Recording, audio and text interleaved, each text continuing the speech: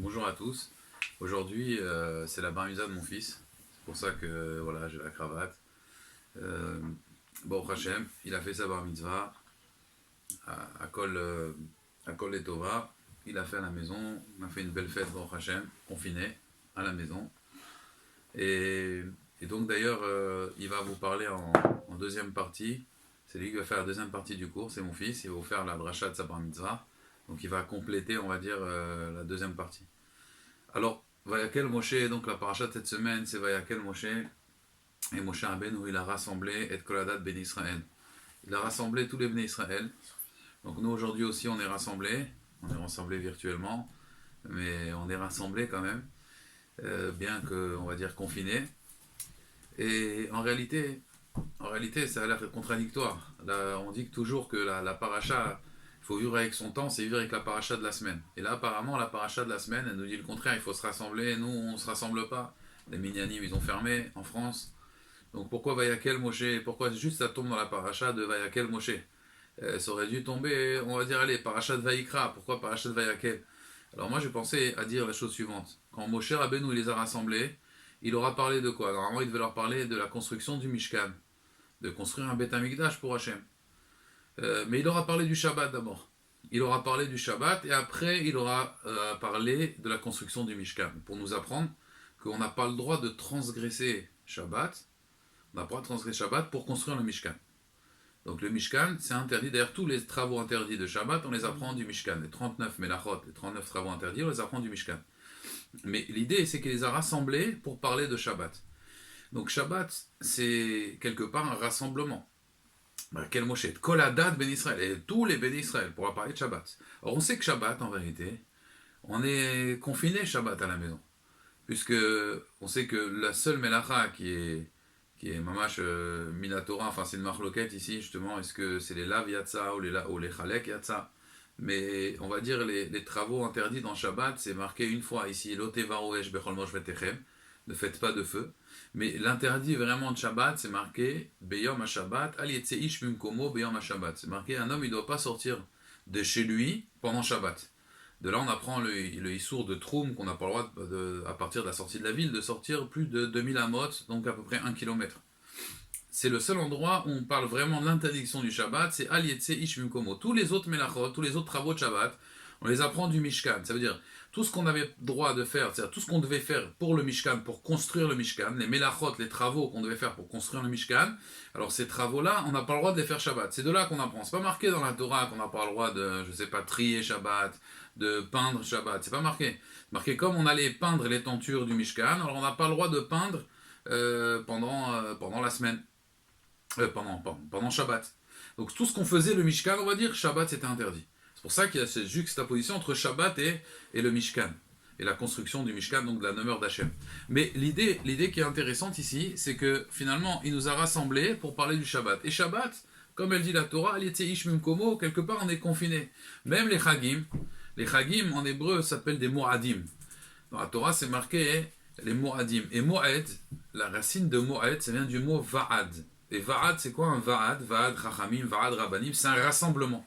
Donc quelque part, les fêtes qui s'appellent Moed, c'est la même racine que le mot Va'ad, rassemblé. Et pourtant, Yom Tov, on est peut-être rassemblé avec la famille, mais on n'est pas rassemblé avec tout le monde. C'est la semaine qu'on peut se rassembler, qu'on peut faire un gala, qu'on peut tous se réunir, mais le Yom Tov, normalement, on est aussi confiné à la maison.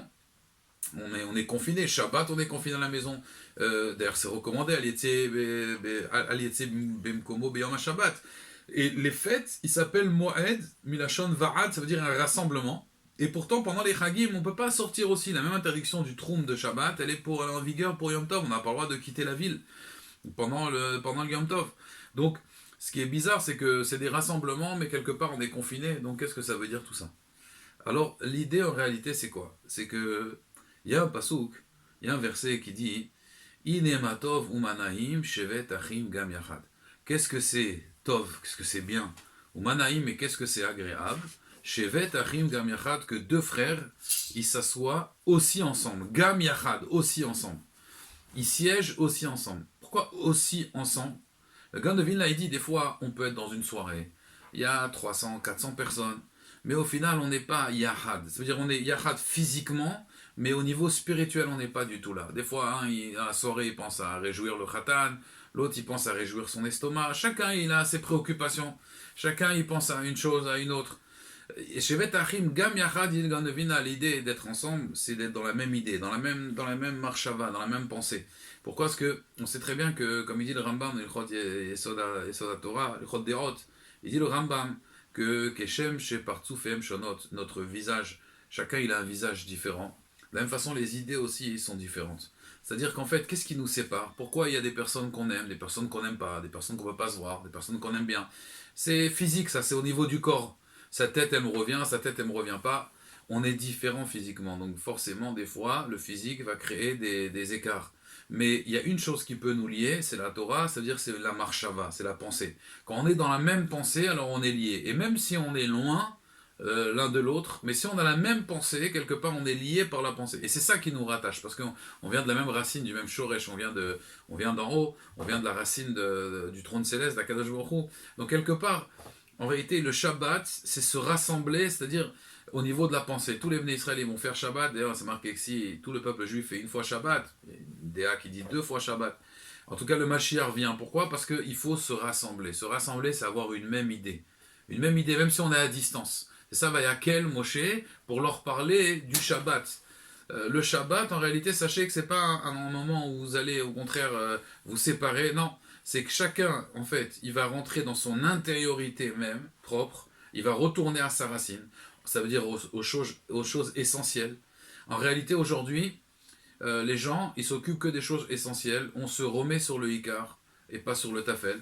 Les gens, aujourd'hui, ils comprennent plus que la parnassa, c'est un moyen, c'est pas un but. Tout le monde se recentre sur sa vie, on commence à réfléchir, on se dit, mais peut-être même les goïms vont commencer à réfléchir, mais pourquoi on existe finalement? Pourquoi on boit, on mange? Il y a la maladie. On pensait au début que les vraies valeurs, c'était l'argent. C'était ça la valeur. Aujourd'hui, on voit que malheureusement, ça commence un peu à s'écrouler un peu partout. On pensait qu'on était tranquille au niveau de la science. On était tranquille au niveau de la science. Et on voit que finalement, non, ils n'ont pas de remède, ils n'ont rien. Donc, les vraies valeurs, enfin, les valeurs qu'ils pensaient qui étaient solides commencent à s'effondrer. Alors, les gens, ils font un confinement. Quelque part, ils retournent à leurs racines déjà. Et après, quand ils retournent à leurs racines, alors ils vont commencer à penser finalement qu'est-ce qui est essentiel. Et ils vont commencer peut-être à se rapprocher d'Akadosh Baruch Hu. Bon, malheureusement, c'est vrai que le président, il n'a pas dit bon, maintenant, nous sommes en guerre, c'est vrai. Nous sommes en guerre depuis longtemps, on est en guerre contre notre Yetzirah. On est en guerre, c'est vrai, on est en guerre, mais en réalité, il aurait pu dire bon, maintenant, on va peut-être lever les yeux vers le ciel et on va dire bon, finalement, c'est Akadosh Baruch Hu qui a la solution. Je pense qu'on va prier. Je pense que, mes très chers concitoyens, il faut prier. Mais peut-être avec le temps, ça va venir. Ça va venir avec le temps, ils vont commencer à comprendre que finalement, même quelque chose d'invisible peut nous dominer. Peut nous dominer. Jusqu'à maintenant, les goïms, ils disaient je crois que ce que je vois, d'accord. Tamé Thomas, là, il disait je crois que ce que je vois. Aujourd'hui, les gens, ils voient que on peut croire même à des choses qu'on ne voit pas. Jusqu'à maintenant, on disait bon, il y a des choses. D'accord, l'Aïrat Shamaïm, c'est quoi? L'Aïrat Shamaïm, c'est exactement ça. L'Aïrat Shamaïm, c'est des choses qu'on ne voit pas. Quelqu'un, il est chez lui à la maison, il va faire une avéra, personne ne le voit. C'est ça l'Aïrat Shamaïm. C'est malgré que personne ne me voit, j'ai la crainte d'Hachem. Est-ce qu'il va voler ou il ne va pas voler? Il va voler ou il ne va pas voler? Ça, personne ne va savoir en réalité. Qu'une personne, vous lui devez de l'argent, ou je ne sais pas, moi ça m'est arrivé cette semaine, je vais une personne 40 euros, je lui dis, je crois que je vous dois encore de l'argent, il me dit, je sais pas. Voilà, moi j'aurais pu dire, non, non, bah, je vous dois rien. La Hirat Shamaïm, c'est quoi? C'est quand on ne te voit pas, c'est entre toi et Hachem. C'est ça la Hirat Shamaïm. Donc du coup, Vayakel, Moshe nous a rassemblés le jour du Shabbat. Il nous a rassemblés, ça veut dire qu'en fait, il vient nous expliquer que c'est ça le vrai rassemblement. Le vrai rassemblement, en fait, c'est quand on va être au niveau de l'idée. Même si on est séparés, chacun il est dans sa maison, chacun est dans son confinement, mais en fait, si on est dans la même idée, on attend le Mashiach, et si on a la même idée, en fait, de comprendre que maintenant il faut se rapprocher d'Hachem, alors quelque part, on est ensemble, on se rassemble au niveau de la pensée. Alors, il demande les Mefarshim donc, il faut savoir que quand quelqu'un donc il construit le Mishkan, quand ça arrive le jour de Shabbat, il faut arrêter. Pourtant, on sait que les korbanot, donc la avoda des korbanot, le service des korbanot, eux, ceux-là, on peut transgresser Shabbat. On transgresse Shabbat. Il y a des korbanot qu'on faisait Shabbat. On allumait le feu pendant Shabbat et on faisait des korbanot pendant Shabbat. Donc, quelle différence on va dire entre la construction du Beth Amikdash, que ça, du Mishkan, que ça, on n'a pas le droit de transgresser Shabbat, avec le fait de faire des korbanot pendant Shabbat. Faire des korbanot pendant Shabbat, ça on a le droit. Quelle différence entre les deux? Alors, et si on dit que Shabbat, ça repousse pas même la construction du Mishkan, alors pourquoi on devrait finalement transgresser Shabbat pour faire des korbanot? Alors, le Mesher Chochma, il dit une réponse, il y a d'où, le Mesher Chochma très connu sur cette paracha. Le Mesher Chochma, il dit qu'en fait, l'idée c'est la suivante, c'est que, en fait, quand on a fait la faute du veau d'or, qu'on a fait Chet HaEgel, la faute du veau d'or, alors il s'est passé qu'avant la faute du veau d'or, on n'avait pas besoin d'un Mishkan. Bechol makom asher eskir et shemi, avo elecha ou birchatecha. Tout endroit où tu mentionneras mon nom, je viendrai, je te bénirai. C'est-à-dire que l'impact de la faute, ça a fait qu'avant Akadosh Baruch Hu, on pouvait le prier n'importe où, n'importe quel endroit, on était en connexion avec lui. L'impact de la faute, c'est que ça réduit le champ d'action. C'est-à-dire qu'aujourd'hui, j'ai besoin d'un Mishkan, aujourd'hui, j'ai besoin d'un Bet HaKnesset, j'ai besoin d'un Minyan pour prier Hachem. Avant, il n'y avait même pas une notion de Zman, de temps, j'avais pas besoin de faire ni Mincha, Arvit, Shacharit. Quand je veux, Bechol, Makom, Asher, Eskiret, Shemi, à n'importe quel endroit j'appelle Hachem, il vient et il me bénit. La faute, ça réduit l'impact. Avant, Adam Rishon, il était dans le Gan Eden, quand il a fauté, il est redescendu sur terre. Maintenant que l'homme, il a fauté, Karov Hachem lechol koriav, Hachem, il est proche de chacun, mais le Midrash, il dit, ça c'est avant la faute. Lechol Asher ikraou behemet, tout ce qu'il appelle vraiment, ça c'est après la faute. Avant la faute, celui qui l'appelle. Après la faute, Lechol Asher ikraou behemet, c'est tout celui qui l'appelle vraiment. C'est-à-dire que maintenant, il faut faire une tfila sincère. On ne peut plus parler comme ça, il faut faire une tfila de tout son cœur. Donc si vous voulez, l'idée du Mishkan, c'est que en fait, on a fauté, donc maintenant il faut un Mishkan. Mais il explique qu'il y a une autre notion qui s'appelle la Avoda des Korbanot. La Avoda des Korbanot, elle est Doché Shabbat. Pourquoi elle est Doché Shabbat? Parce que il explique comme ça. Le Mishkan, il témoigne que Akadosh Baruch Hu, il a créé le monde. D'accord?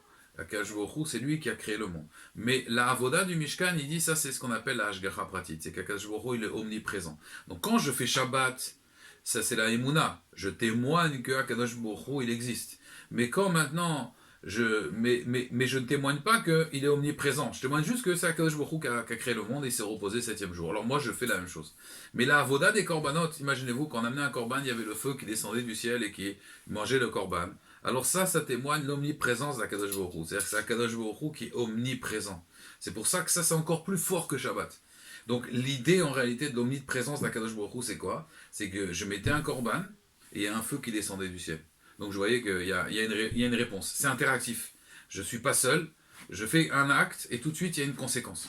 Donc ça c'est encore plus fort que la notion de Shabbat. Donc si vous voulez, ou c'est peut-être, on va dire, il dit ici le Rav, le Nitzivot Shalom, il dit en vérité c'est la conséquence de Shabbat. C'est-à-dire, aujourd'hui on fait un confinement.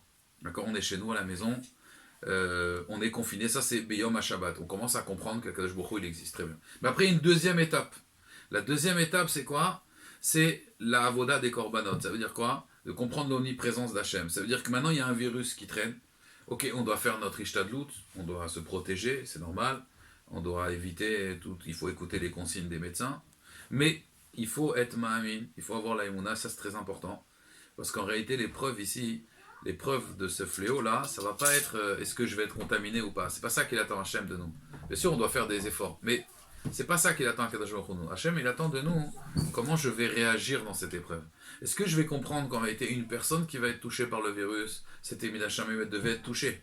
Elle devait être touchée. Même s'il a fait Ishtadlout, s'il devait être touché, il sera touché, quoi qu'il arrive. Puisque de toute façon, aujourd'hui, on n'a pas encore vraiment du recul sur ce virus. L'idée, c'est de comprendre que chaque personne qui est touchée devait être touchée. Ça, c'est ce qu'on appelle la Hashgacha Pratit.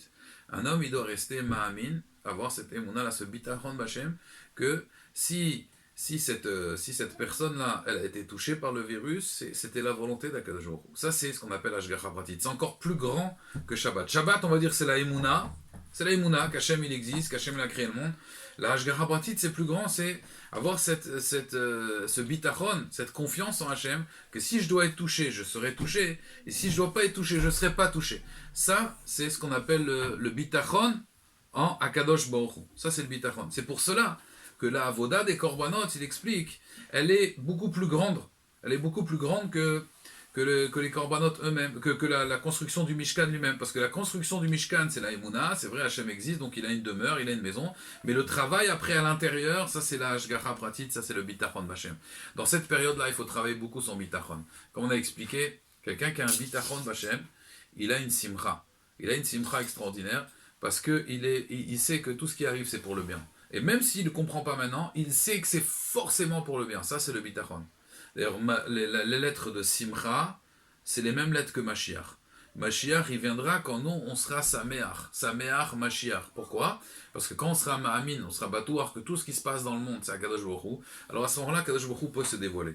Pourquoi? Parce qu'avant ce dévoilement, si on veut un dévoilement d'Akadosh Baruch Hu, il faut des kelim, il faut pouvoir recevoir cette lumière. C'est quoi recevoir cette lumière?